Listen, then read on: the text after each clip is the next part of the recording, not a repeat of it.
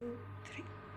Hello friends, this is your friend and homeopath Dr. Sujata Naik, wishing you all a very happy and great Women's Day.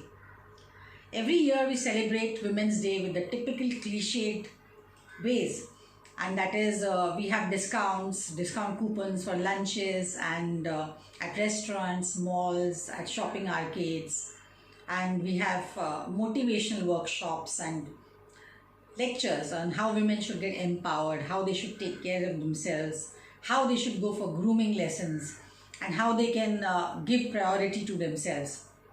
So this is about it, so that one day ends like this. But today, March 8th, 2021, is the day to actually celebrate women empowerment. Because now we know that we are tough, we are resilient, and we are empowered. 2020 has shown us that.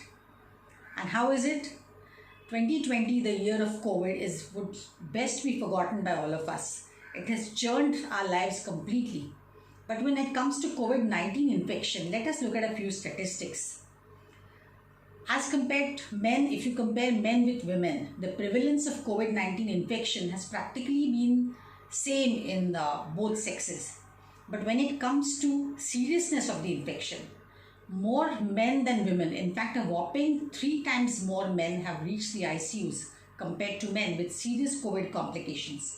Now you might say that men are the privileged sex, especially in India. So when it comes to access to healthcare, when it comes to access to hospitalization, quicker hospitalization, it's men who always get the upper hand. Okay, let's take that at face value. However, mortality cannot be hidden. So when it comes to mortality rates, 2.4 times men have actually succumbed to the COVID infection compared to women. So the mortality in men has been much higher. 2.4% is a sizable number. And that means that women have faced COVID better. They have recovered from COVID also faster with less complications. Now let's look at another statistic which will make all of you women very proud. A whopping 70% of healthcare workers handling the COVID pandemic have been women, especially in India. Of course, as you go lower down the healthcare ladder, it's the women number which definitely increases. So whether it's doctors, nurses, it's the Ayabais or it's the Ashas. The Ashas have done a commendable job in this pandemic. They belong to the lowest rung of the healthcare system.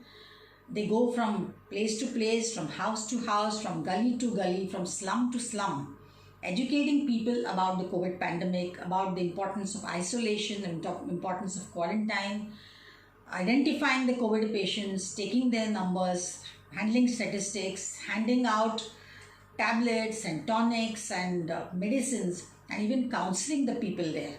So they've done a very commendable job in almost suboptimal conditions at a pittance of the money that they actually deserve. They have been wearing PPE kits not designed for them. Most of the PPE kits have been designed with men's physique in mind. So most of the ASHA workers who are frail, who are thin, who are short, find it very difficult in those huge oversized PPE kits. And they get more vulnerable to infection that way. Yet they have managed commendably well and have played a very huge role in controlling this pandemic in India. So this is something of very heartening news to most of the women out there. Now let's look at a larger statistic, a larger global statistic.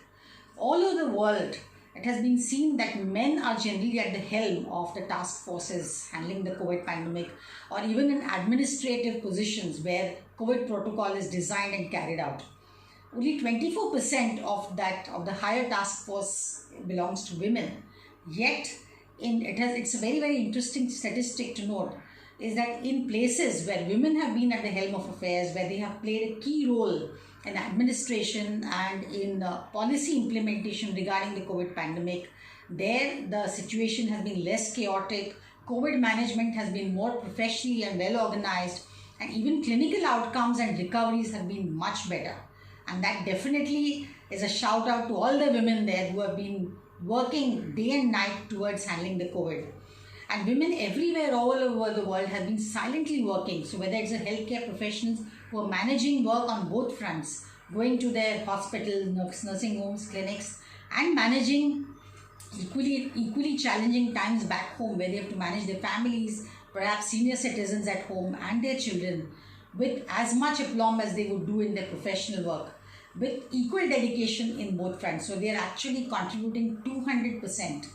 And this is probably the reason why India has been so managing COVID so well. It is because of the women task force, whether they are frontline health workers, whether they are bankers, whether they are IT professionals working out of home, or at home housewives managing the front at home. So cheers to all you women out there. We are not the weaker sex. We are not the fairer sex. In fact, the weaker sex is a term which has been coined by the Westerners. India has always celebrated Nari Shakti. We have always recognized the women's strength.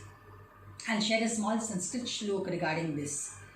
Balika aham balika, nava yuga janita, naham bala durbala, adi shakti aham ambika, which means that I am a girl with power. I am not weak, I am not feeble, I am not powerless. I am Adi Shakti, I am Ambika. So cheers women, celebrate Women's Day. It's your special day, and henceforth every day of the year is going to be your day. Thank you. God bless.